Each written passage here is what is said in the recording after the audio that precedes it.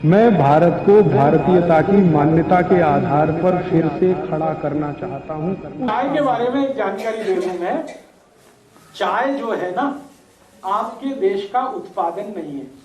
पहली बात जानकारी के लिए बता दूं। अंग्रेज आए थे जब इस देश में, तो चाय का पौधा साथ में लाए थे और उन्होंने भारत में कुछ ऐसे स्थान हैं जो अंग्रेजों के अनुकूल, जहां ठंड ज्यादा पड़ती है, उन स्थानों पर, पहाड़ियों पर चाय के पौधे लगवा दिए, तो उसमें से चाय होने लगी। अंग्रेज अपने साथ चाय लेके आए थे। भारत में चाय कभी हुई नहीं। 1750 के पहले इस देश में एक भी चाय का कहीं नामो निशान नहीं था। ब्रिटिशर्स आए ईस्ट इंडिया कंपनी लेकर, तो उन्होंने चाय के बागान लगाए। उन्होंने अपने लिए लगाए। क्यों लगाए? चाय एक मेडिसिन है। इस बात को ध्यान से सुनिए। चाय एक मेडिसिन है, लेकिन सिर्फ उन लोगों के लिए जिनका ब्लड प्रेशर लो रहता है। सिर्फ उन लोगों के लिए जिनका ब्लड प्रेशर लो रहता है चाय मेडिसिन है, और जिनका ब्लड प्रेशर नॉर्मल और हाई रहता है, चाय उनके लिए जहर है। सर, आज के न्यूज़पेपर में है चाय मोटापा कम करती है। बता रहा हूं ना, आगे बढ़ते हैं। चाय उन सब के लिए जिनको ब्लड प्रेशर कम रहता है अमृत है, मेडिसिन है, लो बीपी वालों के लिए। लेकिन चाय उन सब के लिए जहर है जिनको बीपी हाई रहता है या नॉर्मल रहता है। अब अंग्रेजों की एक समस्या है, आज भी है, वो हजारों साल से। सभी अंग्रेजों का बीपी लो है। सिर्फ अंग्रेजों का ही नहीं, अमरीकियों का भी, कैनेडियन लोगों का, फ्रेंच लोगों का, जर्मन लोगों का, स्वीडिश लोगों का, डेनिश लोगों का, सबका बीपी लो है। कारण क्या है? बहुत ठंडे इलाके में रहते हैं, बहुत ठंडे इलाके में रहते हैं। उनकी ठंड का तो हम सोच नहीं सकते। सर, एक चीज, तनाव, टेंशन, डिप्रेशन में बहुत ज्यादा है। मैं बताता हूं, अभी एक बात पूरी हो जाए तो। अंग्रेज और अंग्रेजों के आसपास के सारे देश दुनिया के इस हिस्से में रहते हैं जहां ठंड बहुत है। साल में 6 महीने सूरज नहीं, इतनी ठंड है। और आप अगर उनके यहाँ टेम्परेचर रेंज देखेंगे तो -40 उनकी लोएस्ट रेंज है। -40 ऋणात्मक रूप से, शून्य से भी नीचे 40 डिग्री, शून्य से भी नीचे 30 degree, 20 degree, 22 degree, 25 degree, 15 degree, ये टेम्परेचर उनके यहाँ 6 महीने रहता है। सूरज निकलता नहीं, 6 महीने धुंध ही धुंध रहती है आसमान में। ये इनकी सबसे बड़ी तकलीफ है, अंग्रेजों की और अंग्रेजों के आसपास के देशों। ज्यादा ठंडे इलाके में कोई भी रहेगा, उसका बीपी लो हो जाएगा। आप भी करके देख लें, मैंने किया एक बार मैंने ये एक्सपेरिमेंट अपने ऊपर किया। बर्फ मंगाया मैंने, वो बर्फ की सिल्ली आती है ना, वो मंगाई और चारों तरफ सिल्ली लगा के अंदर में लेट गया। लेटने से पहले मैंने मेरा बीपी चेक कर लिया और लेट गया। 3 मिनट के बाद ही मेरा बीपी लो होना शुरू हो गया। 3 मिनट से 6 मिनट में इतना लो हो गया कि मेरी दम निकल जाए ऐसी हालत हो गई। 8-10 मिनट में ही मुझे बर्फ से बाहर आना पड़ा। फिर बीपी चेक किया, मैं कल्पना नहीं कर सकता इतना लो था, इतना लो था। फिर मेरे समझ में आ गया कि मेरे से ज्यादा बेचारे तो अंग्रेज हैं जो बर्फ की सिल्लियों में 6 महीने रहते हैं। चारों तरफ बर्फ रहती है, छत पे बर्फ रहती है, सड़क पे बर्फ रहती है, इधर बर्फ रहती है, उधर बर्फ रहती है। इतनी बर्फ होती है कि गाड़ियां बर्फ में दब जाती हैं। फिर उनको स्पेशल अभियान चलाना पड़ता है बर्फ को तोड़ने का। सारी सरकारों का बड़ा बजट तो बर्फ तोड़ने में खर्च होता है, कनाडा, अमेरिका वगैरह। तो वो लोग सच में बर्फ में ज्यादा रहते हैं, ठंड बहुत है, ब्लड प्रेशर बहुत लो होता है। अब तुरंत ब्लड को स्टिमुलेंट चाहिए। अगर बीपी लो हो गया, इतनी ठंड पड़ गई, स्टिमुलेंट चाहिए तुरंत बीपी बढ़ाने के लिए, तो चाय उसमें सबसे अच्छी है। दूसरे नंबर पे कॉफी। तो चाय और कॉफी उन सबके लिए बहुत अच्छी है जो ठंड वाले इलाके में रहते हैं। और भारत के ऐसे कई इलाके हैं जहां बहुत ठंड पड़ती है। अगर मैं जम्मू कश्मीर में जाकर ये व्याख्यान दूंगा तो लोगों से कहूंगा चाय पियो, कॉफी भी पियो, क्योंकि उनके लिए वो मेडिसिन है।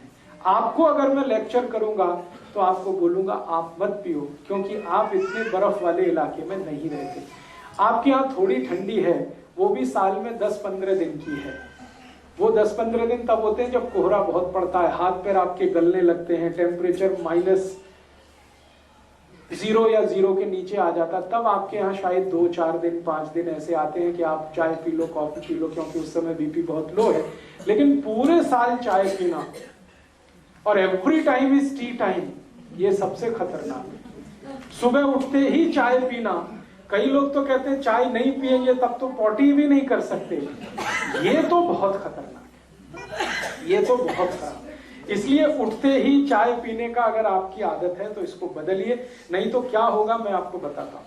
अगर लो बीपी आपको नहीं है और ब्लड प्रेशर नॉर्मल है, चाय पीना आप जारी रखते हैं, धीरे धीरे हाई होना शुरू होगा और वो हाई होते होते फिर आपको गोलियों तक लेके जाएगा। फिर डॉक्टर कहेगा बीपी लो करने के लिए गोलियां खाओ, और जिंदगी भर चाय भी पियो, जिंदगी भर गोलियां भी खाओ।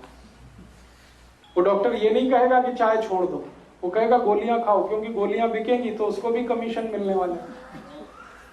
तो आप या तो डिसाइड कर लो कि जिंदगी भर ब्लड प्रेशर की गोलियां खा के जिंदा रहना है तो चाय पीते रहिए, और अगर जो नहीं खानी है तो चाय पहले छोड़िए। दूसरी एक जानकारी और दूं कि आपका पेट बहुत अम्लीय होता है, आप जानते हैं, क्योंकि हम गर्म देश में रहने वाले लोगों का जो पेट है वो नॉर्मल एसिडिटी से थोड़ा ऊपर रहता है। ठंड वाले लोगों का नॉर्मल एसिडिटी से भी बहुत नीचे रहता है, माने उनका जो ब्लड है उसकी एसिडिटी अगर हम नापें यूरोप और अमेरिका के लोगों की और हमारे ब्लड की एसिडिटी नापें, दोनों में अंतर है। अगर हम पीएच स्केल को जानते हैं तो हमारा ब्लड जो है ना वो 7.5 के आसपास, 7.4, 7.3, कभी कभी 7.2, कभी 6.8 तक चला जाता है एसिडिटी में। लेकिन यूरोप और अमेरिका में तो +8 और 8 के आगे रहता है।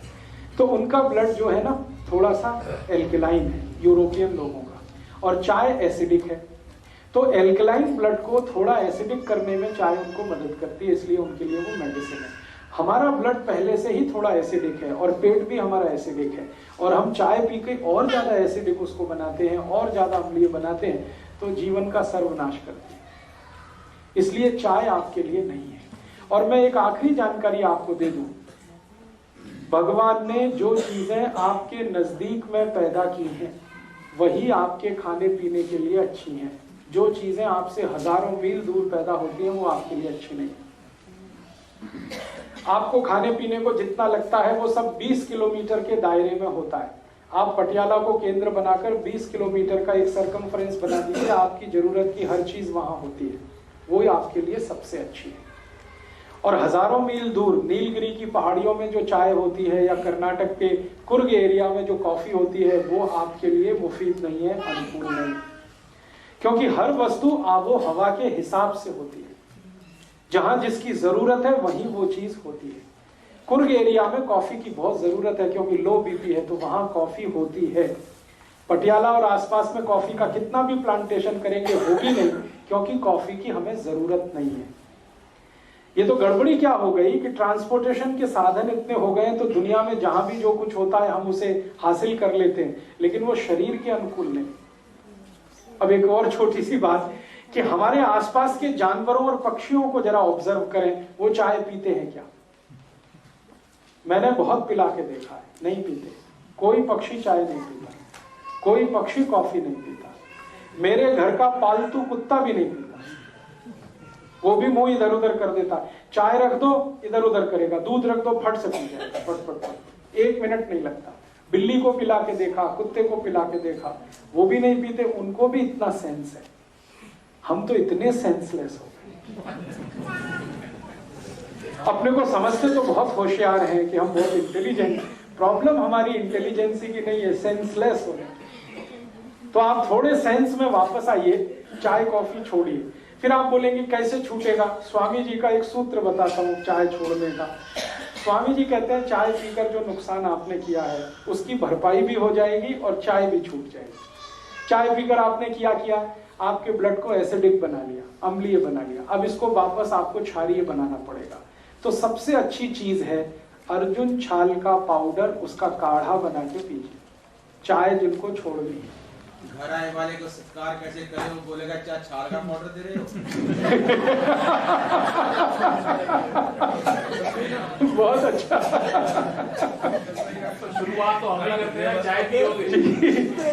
आप जो चाय छोड़ना चाहते हैं और जिन्होंने चाय पीकर नुकसान कर लिया अपने शरीर का, वो नुकसान फिर ठीक करना चाहते हैं, उसके लिए सबसे अच्छी आयुर्वेदिक दवा है अर्जुन छाल। आप जानते हैं अर्जुन छाल कहीं भी मिलती है, 35-40 रुपए किलो की है, बहुत सस्ती है। चाय तो 150 रुपए किलो है, ये तो 35-40 रुपए किलो है। स्वामी जी का यहाँ अगर केंद्र होगा, सेवा केंद्र, वहां से ले लीजिए। अर्जुन छाल का पाउडर मिलता है, उसको काढ़ा बनाइए। काढ़ा बनाना आप सब जानते हैं, पानी में डाल के उबाल दीजिए, थोड़ा उसमें चाहे तो शक्कर मिला दीजिए, गुड़ मिला दीजिए, बहुत अच्छा तैयार होता है। टेस्ट उसका चाय का ही जैसा है और रंग भी चाय के जैसा है। उसमें दूध भी डाल सकते हैं, गुड़ या चीनी जो भी डाल के, और उसको पी लीजिए लगातार। 15-20 दिन आपने पी लिया तो मैं आपको 99% गारंटी देता हूं चाय छूट जाएगी। और चाय पीकर जितना नुकसान आपने कर लिया वो सारा नुकसान उससे कवर हो जाएगा। आपके ब्लड में एसिडिटी कम कर देगा और आपके ब्लड को एल्कलाइन कर देगा। और मजे की बात यह है कि ब्लड की एसिडिटी बढ़ते ही कोलेस्ट्रॉल, ट्राइग्लिसराइड ये सब बढ़ने लगते हैं, और ब्लड की एसिडिटी घटते ही कोलेस्ट्रॉल और ट्राइग्लिसराइड सब घटने लगते हैं। माने हार्ट अटैक से बचना है तो भी अर्जुन की छाल ही चाहिए आपको। तो चाय का सबसे अच्छा विकल्प है। और एक अच्छा विकल्प है, अर्जुन की छाल बहुत क्षारीय है, एल्कलाइन है। ऐसी कोई भी चीज जो एल्कलाइन है वो आप पीना शुरू कर दीजिए चाय के विकल्प के रूप में। जैसे जीरा है ना, जीरा बहुत एल्कलाइन है, जीरे का काढ़ा बनाइए। जीरे का काढ़ा कैसे बनता है? जीरा पानी में डालिए, उबालिए, थोड़ा गुड़ मिला दीजिए और थोड़ा उसमें पुदीने का पत्ते का चटनी वटनी मिला दीजिए, ये बहुत एल्कलाइन हो जाता है। फिर इसको पी लीजिए चाय की तरह से। ऐसे ही आपके घर में अजवाइन है, अजवाइन बहुत एल्कलाइन है, बहुत क्षारीय है। एल्कलाइन का काढ़ा बना लीजिए, अजवाइन का काढ़ा बना लीजिए गुड़ मिला के, और जीरा भी डाल सकते हैं उसमें। धनिया पत्ता, पुदीना पत्ता दोनों एल्कलाइन है, उनकी चटनी डाल दीजिए, बहुत अच्छा तैयार होगा। तो ऐसे 20 तरह के काढ़े हैं। एक हमारे भारत देश में